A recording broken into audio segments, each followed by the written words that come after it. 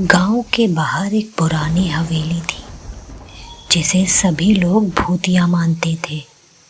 यह हवेली कई सालों से वीरान थी और इसके बारे में कई अजीब कहानियां थी।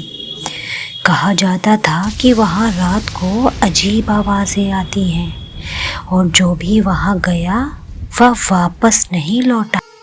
गांव के कुछ बच्चे जो उस हवेली का रहस्य जानना चाहते थे वो गांव के एक बूढ़े आदमी के पास जाकर उस हवेली के बारे में पता करते हैं। उस हवेली में चुड़ैल का साया है, तुम भी उस हवेली की तरफ मत जाना। सभी बच्चे मिलकर अपने दोस्त करण को उस हवेली के बारे में बताते हैं। ये तो बहुत डरावना है। क्या सच में काका ने उस हवेली के बारे में ऐसा कहा था? हाँ, काका ने ऐसा ही कहा था। सभी बच्चे सोचते हैं कि हम उस हवेली का रहस्य जरूर जानेंगे। क्यों ना आज रात हम उस हवेली में जाएं और खुद ही जाकर पता लगाएं। जाकर देखते हैं आखिर बात क्या है। सबने मिलकर तय किया कि वो आज रात ही हवेली में जाएंगे और उस हवेली के रहस्य को जानेंगे। रात का साया गहराता है और सभी बच्चे हवेली की ओर जाते हैं।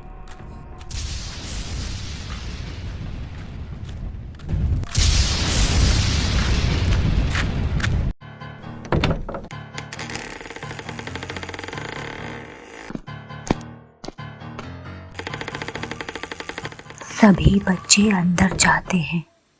अंदर का दृश्य अजीब था। दीवारों पर धूल भरी पुरानी तस्वीरें थीं और तभी साक्षी ने कहा, यहाँ बहुत अंधेरा है, मुझे बहुत डर लग रहा है। और एक गहरी खामोशी चारों ओर थी। डरो मत, ये तो बस हवा की आवाज है। सभी बच्चे अंदर एक कमरे में जाते हैं। अंदर उनको एक साया दिखाई देता है। अरे ये किसकी आवाज थी? लगता है यहाँ कोई और भी मौजूद है। वो देखो, कोई उस कमरे में जा रहा है। चलो उसका पीछा करते हैं। वो उस साए का पीछा करते हैं।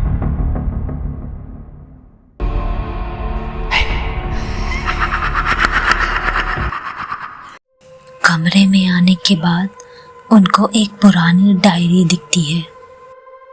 वो देखो, वहाँ पर एक डायरी रखी है। दीपा ने डायरी उठाई और पढ़ने लगी। दीपा जरा संभल के। दीपा उस डायरी को पढ़ ही रही थी कि तभी उसके पीछे से एक साया गुजरा। ये देखकर सभी बच्चे बहुत डर गए। नहीं, मैं अब आगे नहीं जाऊंगी। मैं अपने घर जा रही हूँ। मैं भी यहाँ से जा रहा हूँ। ठीक है, तुम्हें जाना है तो जाओ, लेकिन हम तीनों इस हवेली की सच्चाई आज जरूर जानकर रहेंगे। रोहित और साक्षी ने निर्णय लिया कि अब वो इस हवेली में नहीं रुक सकते।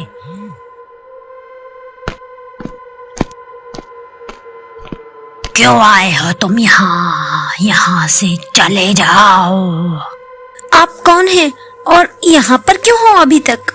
मुझे मेरे पति की आत्मा को शांति देनी है, लेकिन मैं इसे नहीं दे पा रही। हम सब आपकी मदद करना चाहते हैं। तभी दीपा उस किताब में देखकर एक मंत्र पढ़ती है। विंगाडियम लेवियोसा। मंत्र पढ़ते ही आसपास सन्नाटा छा जाता है। तुम लोग मेरी मदद करो, मैं यहाँ फंसी हुई हूँ। मेरे पति का नाम विक्रम है, वो मुझे छोड़कर चला गया। मैं उसके बिना अधूरी हूँ। दीपा ने फिर से उस किताब को खोलकर देखा जिसमें एक नक्शा बना हुआ था जो हवेली के पीछे वाले बगीचे की ओर इशारा कर रहा था। बगीचे में जाते ही उन्हें विक्रम की कब्र दिखाई देती है। ये कब्र तो उस महिला के पति की है। पता नहीं इनके साथ क्या हुआ होगा जो इन्हें अभी तक मुक्ति नहीं मिली। हमें इनकी आत्मा को शांति दिलानी होगी, तभी उस महिला को मुक्ति मिल सकती है। उसके बाद उन्हें सब समझ आ जाता है कि आगे क्या करना है। बच्चों ने कुछ लकड़ियां और पत्थर इकट्ठे किए और उनसे आग जलाई और उस डायरी में लिखे मंत्रों को पढ़ने लगे। Wingardium Leviosa. Wingardium Leviosa. टपक डम डम, चीन टपक कुछ देर बाद डम वहां डम। वो साया प्रकट होता है।